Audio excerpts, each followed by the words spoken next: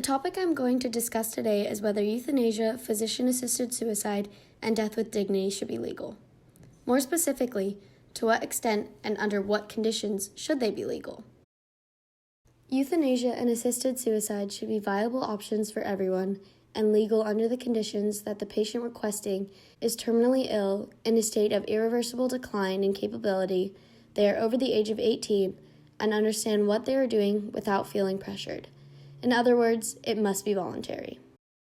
Before I get started, I'm going to define the differences between euthanasia and assisted suicide. Euthanasia means that the physician would act directly, for instance, by giving a lethal injection to end the patient's life.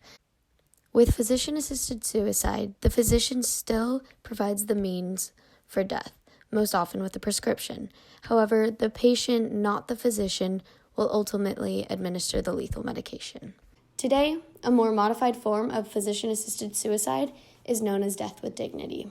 On April 12, 2019, after 7 years of debate, Governor Murphy signed the Medical Aid in Dying Bill to go into effect August 1st, making New Jersey the 8th state to allow ill patients to request a prescription from their doctors for medication to end their lives. Governor Murphy stated, "New Jersey is providing terminally ill patients and their families with the humanity, dignity, and respect that they so richly deserve at the most difficult times any of us will face." Today's views on euthanasia were a long time in the making. Practices of euthanasia date all the way back to ancient Greeks and Romans and their establishment of the Hippocratic Oath. The Hippocratic Oath is an important document that people still go by today, especially in the debate over euthanasia. This is due to the explicit statement that reads, "I will neither give a deadly drug to anybody who asks for it, nor will I make a suggestion to this effect. And, above all, I must not play God." And although it forbids any form of euthanasia, ancient Greeks and Romans tolerated euthanasia and suicide. A few centuries later, stronger Christian influence and widespread beliefs on euthanasia changed, and the Hippocratic Oath began to be reinforced. This is due to their belief that human life is a gift from God. This opposition quickly spread and continued throughout the Middle Ages. When the American colonies were established, they adopted the Anglo-American common law tradition, which punishes and disapproves of suicide and assisting suicide. Back in Europe, no serious discussion of euthanasia was even possible due to the strong Christian influence until the 18th century Enlightenment. Suddenly, writers began assaulting the church's authoritative teachings on all matters, including euthanasia and suicide. However, this toleration was only temporary, and strong opposition to euthanasia and any form of suicide became the widespread, common belief until the late 1800s.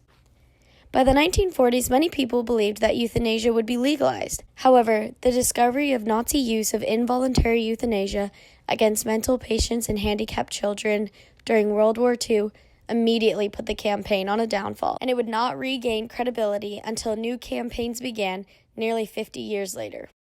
California Governor Edmund G. Brown Jr. signed the California Natural Death Act into law, and California became the first state in the nation to grant terminally ill patients the right to authorize withdrawal of life-sustaining medical treatment when death is believed to be imminent. Although this is not euthanasia or assisted suicide, it was a step in that direction.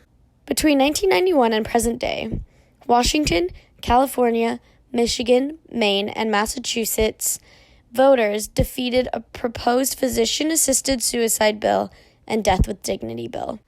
However, in 1994, Oregon's Death with Dignity Act was passed, becoming the first law in American history permitting physician-assisted suicide. Over a decade later, Washington became the second state to pass a Death with Dignity Act. 1 month later, the Montana Supreme Court legalized physician-assisted suicide 4-3, saying that it is not against public policy, decided in the case of Baxter v. State, Montana. In 2013, Vermont becomes the 4th state to allow physician-assisted suicide, signing the End of Life Choices Bill. This is the first time that it has become legal in the U.S. through the legislative process. 1 year later, physician-assisted suicide was ruled legal by New Mexico Judge Nan G. Nash. The decision stated, "This court cannot envision a right more fundamental, more private, or more integral to the liberty, safety, and happiness of a New Mexican than the right of a competent, terminally ill patient to choose aid in dying." However, this victory ended quickly as the New Mexico Court of Appeals repealed the legislation saying that aid in dying is not a fundamental liberty interest under the New Mexico Constitution. Shortly after, California also signed a bill to legalize physician-assisted suicide. In 2016, Colorado became the sixth state to legalize physician-assisted suicide. Shortly after, D.C. became the seventh jurisdiction. And although Congress can still vote to overturn this law or attempt to defund it, doing so is highly unlikely because it's much more difficult after it goes into effect.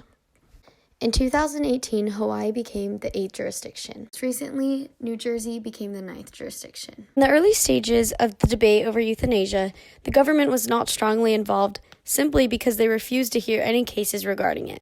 However, in 1972, the U.S. Senate held the first national hearings regarding euthanasia. The results of these hearings showed that Americans were becoming increasingly unhappy about the brutal irony of medical miracles, which extended the dying process only to diminish patient dignity and quality of life. Since then, many cases have been heard. For example, Karen Ann Quinlan had fallen into an irreversible coma and had remained in this state for 2 years before doctors declared she was in a persistent vegetative state. Her parents wanted her respirator removed and went to the New Jersey Supreme Court. In 1976, they ruled that she could be detached from a respirator, which caused a new surge in interest regarding end-of-life issues. In 1983, a car accident had left Nancy Cruzan permanently unconscious. Her parents requested to withdraw her feeding tube, but the Missouri Supreme Court refused. In the case Cruzan vs. Director, Missouri Department of Health, the United States Supreme Court ruled that a competent person has a constitutionally protected right to refuse any medical treatment. Decision-making in favor of the right to die quickly shifted, and in the Supreme Court cases, Washington v. Glucksberg and Vaco v. Quill, the Supreme Court ruled that there is not a constitutional right to die. The legality of euthanasia is also debated internationally. Countries that allow euthanasia currently are the Netherlands, Luxembourg, Canada, Victoria, and Australia, Switzerland, and Belgium. Belgium has one of the most liberal laws, allowing assisted suicide for minors, as well as those who suffer from mental illnesses such as clinical depression. Switzerland is one of the only countries that allows foreigners to come to their country to be euthanized. David Goodall was 104 years old when he chose to end his life via voluntary euthanasia in a Swiss clinic in 2018. In an interview prior to his death, he stated that up to the age of 90, he was enjoying life, but not now. It has passed him by, and he has done the best he can with it. His abilities and eyesight are declining, and he no longer wants to live this way. Without public support, euthanasia would not be a viable option anywhere in the U.S. One of the most well-known advocates of euthanasia was Dr. Jack Kevorkian. Dr. Kevorkian presented his idea for terminal human experimentation, which was a proposition that called for condemned convicts to provide a service to humanity before their execution by volunteering for painless medical experiments that would begin while they were conscious, but would ultimately end in fatality. He was nicknamed Dr. Death and ejected from the University of Michigan Medical Center. Next, he created a suicide machine that he called the Thanatron, Greek for instrument of death. It consisted of 3 bottles that delivered successive doses of fluids, first a saline solution, followed by a painkiller, and finally a fatal dose of the poison potassium chloride. He assisted the suicide of Janet Adkins, a 54-year-old Alzheimer's patient from Michigan and a member of the Hemlock Society. This is an organization that advocates voluntary euthanasia for terminally ill patients. As a result, Kevorkian had his medical license revoked, but this did not stop him. He assembled a new machine called the Mercitron, which delivered carbon monoxide through a gas mask. The following year, the Michigan legislature passed a bill outlawing assisted suicide, designed specifically to stop Kevorkian's euthanasia campaign. This resulted in Kevorkian being arrested twice and prosecuted a total of 4 times in Michigan for assisted suicides. In 1998, the Michigan legislature enacted a law making assisted suicide a felony punishable by a maximum 5-year prison sentence or a $10,000 fine. And as a result, he was sentenced to 25 years in prison.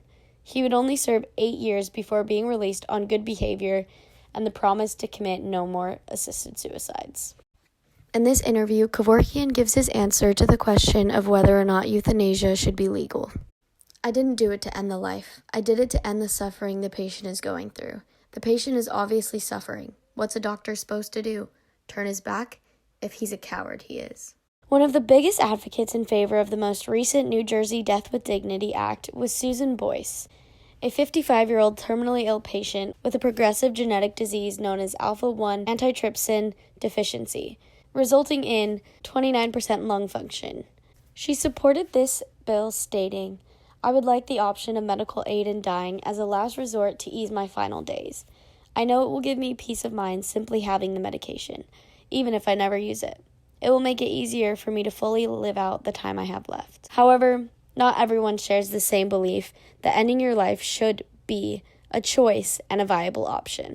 One of these being the Catholic Church, which has always and continues to strongly oppose euthanasia and any form of suicide because they believe it is an extreme offense to human life. The Medical Society of New Jersey opposes the new act because it requires a physician to participate in the termination of human life and puts physicians at odds with their professional ethical requirements. This relates back to the Hippocratic Oath. Critics warn that disabled and vulnerable people could possibly feel pressure from outside sources to end their lives. A strong organization in Australia called HOPE actively works to ensure that euthanasia and assisted suicide are made unthinkable.